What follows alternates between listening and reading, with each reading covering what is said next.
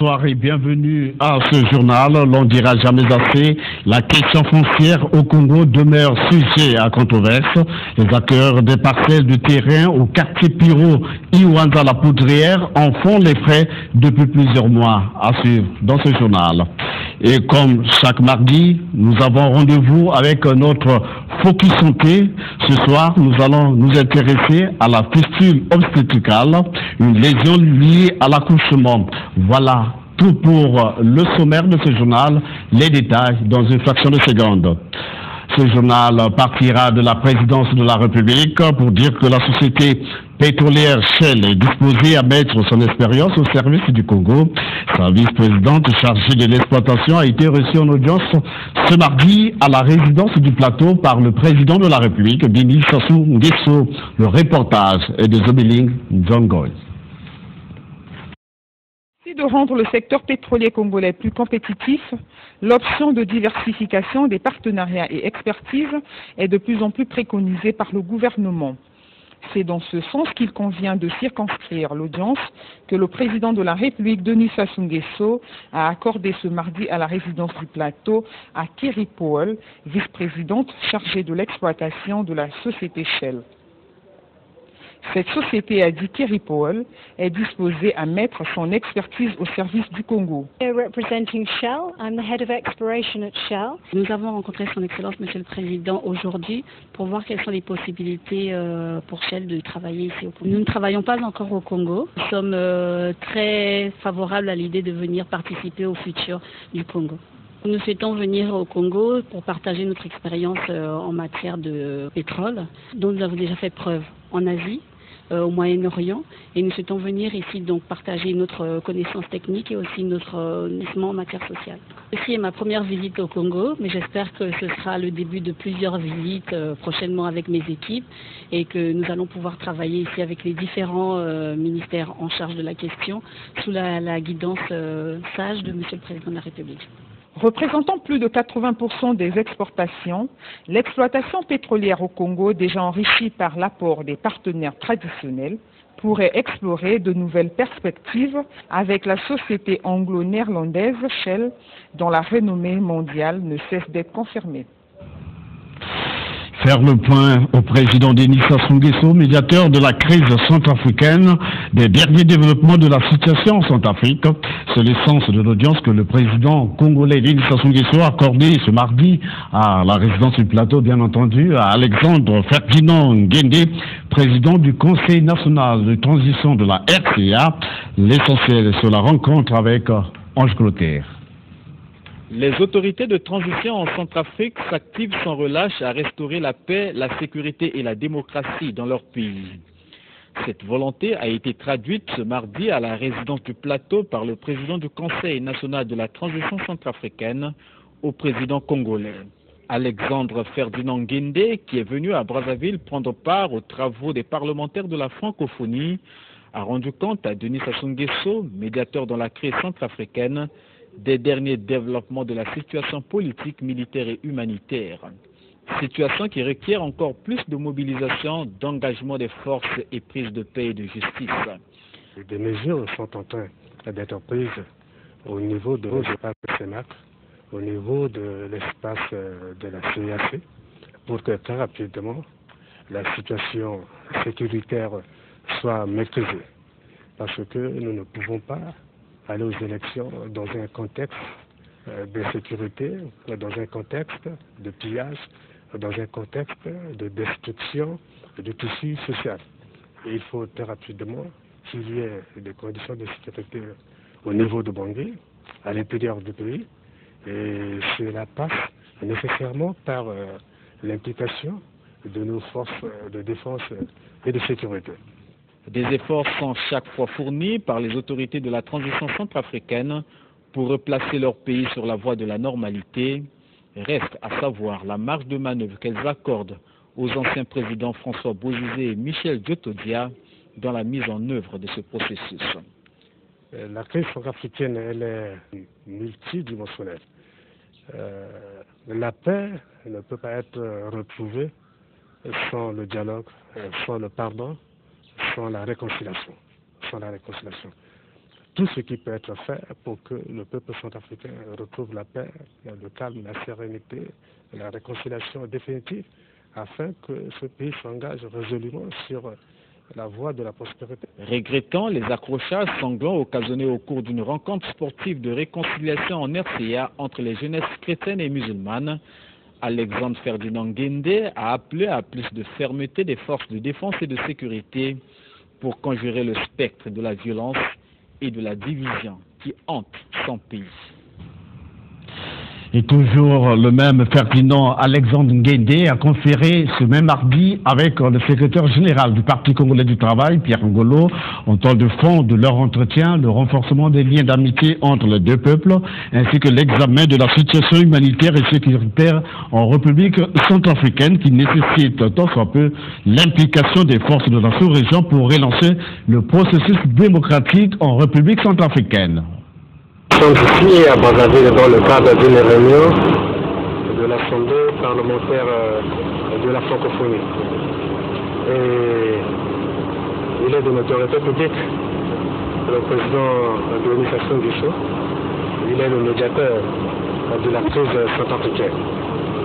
Et le Parti congolais du travail qui soutient la philosophie du président Denis Sassou Nguesso à travers le sommet d'avenir, doit être au cours du processus de transition dans notre pays, au cours de notre entretien avec le secrétaire général.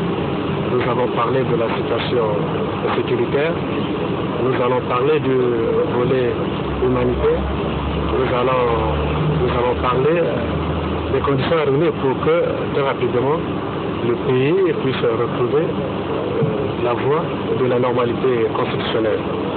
Et aussi nous avons annoncé au secrétaire général du PCP le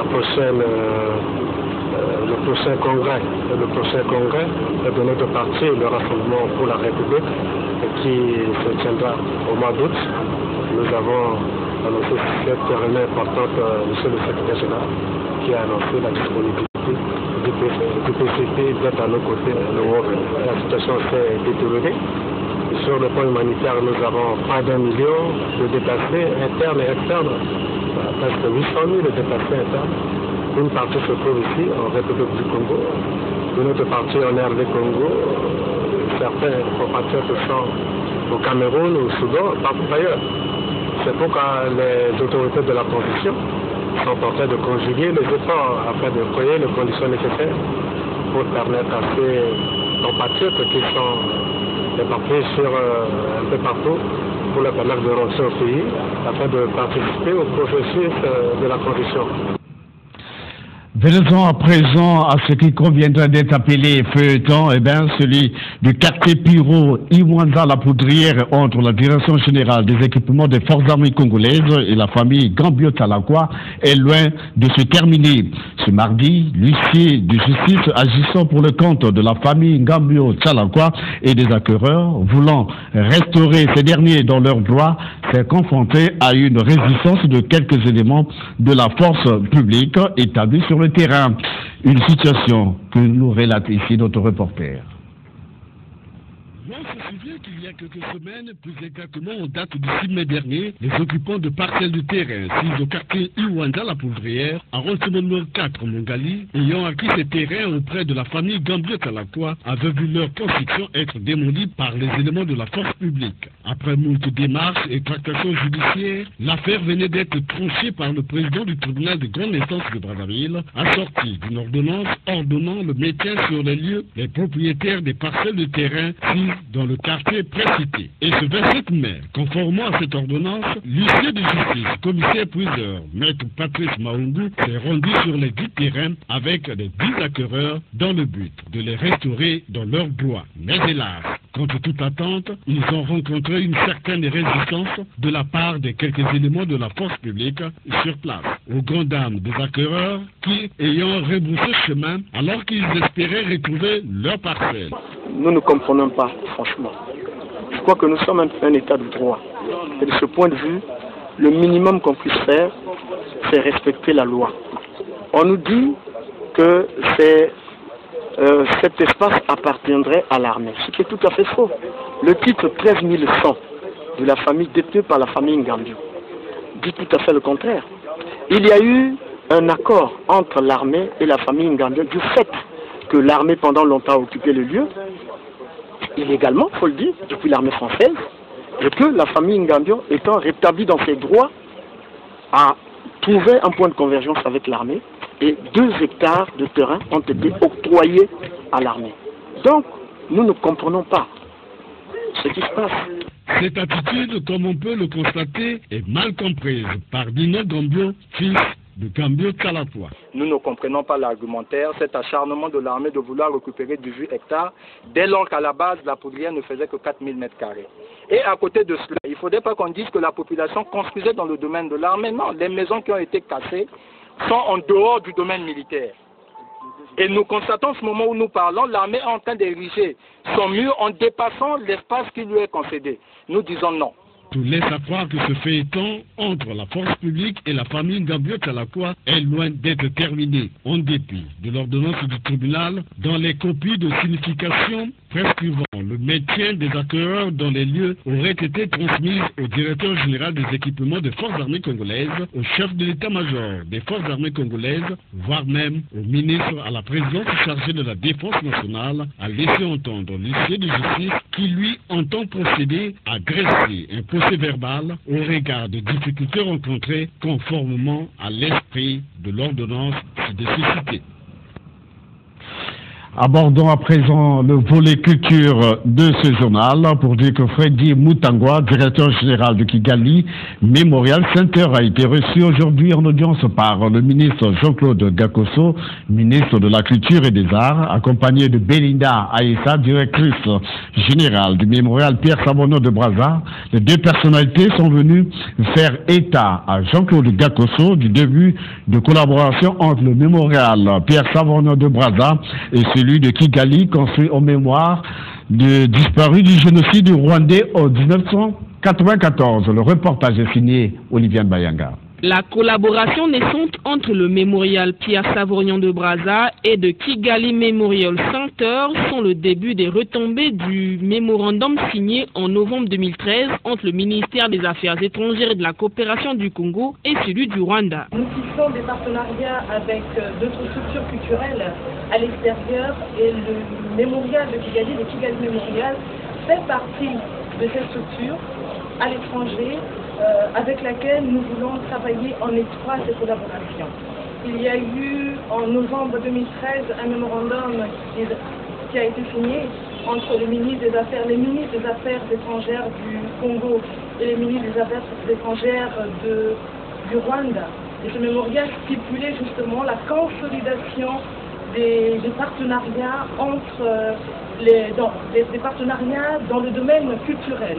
Et nous avons reçu donc instruction de nos ministres respectifs, le ministre du Rwanda et le ministre du Congo, de renforcer, de consolider, d'échanger avec le mémorial de Kigali. Et pour ficeler ce partenariat, Belinda Aïssa et Freddy Mutangwa ont prévu des séances de travail. Au cours de celles-ci, les 2 homologues vont devoir définir les points de collaboration entre les 2 entités que chacune des personnalités dirige. Dans les 2 jours qui me restent ici, nous allons réfléchir, nous allons quand même définir notre point de collaboration et je suis très satisfait avec le soutien du ministre de la Culture et aussi vous savez très bien que je suis venu avec au mandat du ministre de la Culture du Rwanda et qui a pu même parler avec le ministre de la Culture congolaise ici au téléphone. C'est une satisfaction que je voulais exprimer. Comme Madame Belinda l'a dit, donc c'est le début en fait. Il nous a ordonné d'aller et penser et lui donner le rapport, de sorte que nous allons quand même travailler ensemble avec le mémorial de Pierre Savonneau.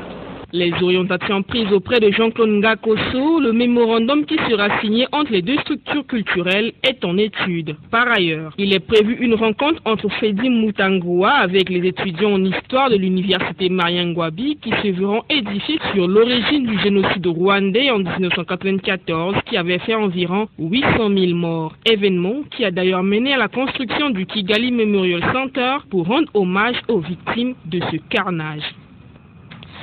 Restons toujours dans le même chapitre pour dire qu'ouverture ce mardi à l'auditorium de la grande bibliothèque universitaire de Brazzaville des travaux de la première session ordinaire de la commission d'équivalence des diplômes, titres et grades académiques en toile de fond, la mise en place d'une politique globale d'assurance de qualité applicable à l'enseignement supérieur pour la validité, sinon la validation des mécanismes à l'accréditation de l'habitation des programmes de formation élaborés par les établissements publics et privés, tout en reconnaissant, on reconnaît au niveau national les différents diplômes d'État ou d'établissements privés au Congo. Le reportage est signé Charles Tamongo. Ces travaux visent à la reconnaissance des diplômes, titres et grades académiques pour la Commission nationale des équivalences des diplômes au Congo, avec son importance de plus en plus croissante des établissements privés d'enseignement dans le paysage éducatif congolais. Celui-ci a conduit la modification à la loi scolaire du 6 septembre 1990 et porte une réorganisation du système éducatif en République du Congo en l'adaptant à la nouvelle donne. Depuis 2011, cette Commission nationale des équivalences procède à une reconnaissance des diplômes, titres et grades académiques venant de l'étranger, qui, à ce jour, ne dispose d'aucun organe pour la reconnaissance des diplômes, titres et grades académiques produits au Congo par les établissements tant publics que privés de l'enseignement supérieur. Un vide juridique que veut combler le gouvernement congolais par la mise en place d'une politique globale d'assurance de qualité applicable à l'enseignement supérieur, a précisé Georges Moyen, ministre de l'enseignement supérieur. Dans ce cas, une agence nationale d'assurance qualité sera bientôt mise en place au niveau national, tandis que dans les établissements publics et privés de l'enseignement supérieur seront implantées des cellules d'assurance qualité.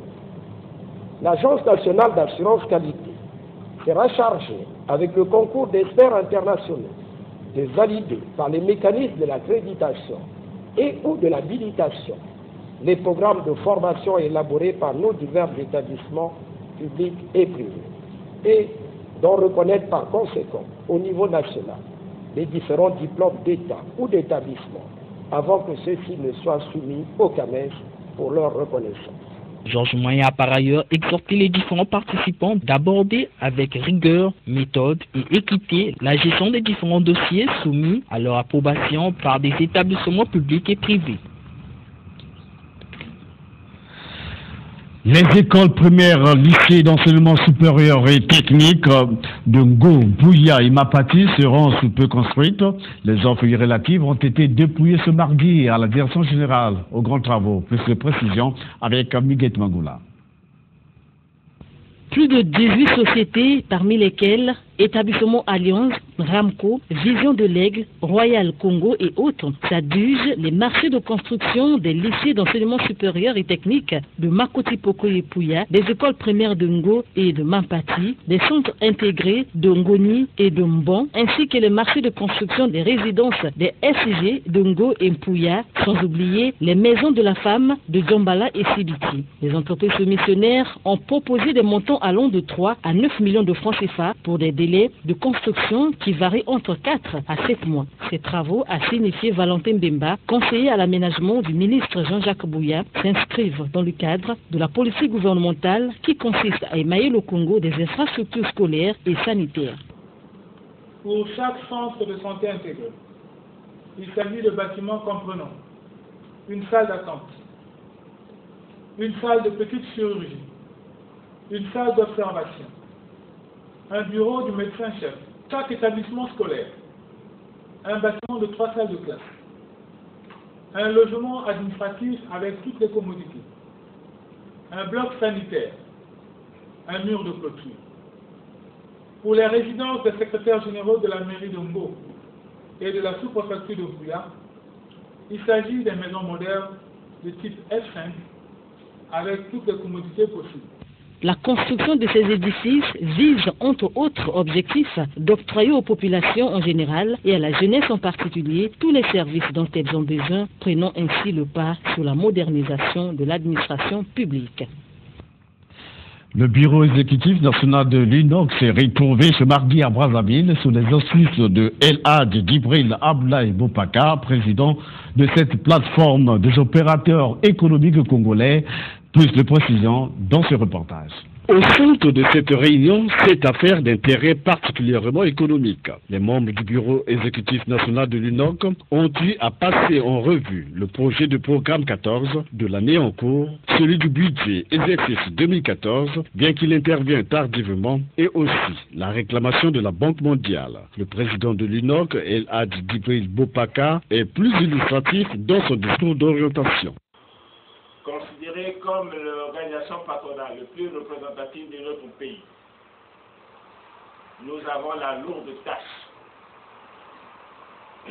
de gérer et suivre tous les problèmes qui touchent notre secteur. Néanmoins, nous ne pouvons pas passer directement sans faire le point de ce que nous avons pu gérer depuis janvier 2014 jusqu'à ce jour, de nos relations avec le gouvernement de la République. À ce niveau, nous pensons que dans les commissions de travail, nous essayons de poursuivre à la recherche des solutions sur le renforcement des capacités et la poursuite des réformes imposées à notre secteur sous la responsabilité de l'État congolais. Et toujours dans le même élan, le président de l'UNOC a jugé salutaire l'opération de police Mbata Bakolo en cours à Brazzaville. Mbata Bakolo, une situation que nous saluons le gouvernement congolais, qui est en train de mettre de l'ordre dans le pays. Mais nous, en tant qu'opérateurs économiques, les hommes sans frontières, nous avons l'obligation d'examiner cette question en toute responsabilité dans le cadre de la coopération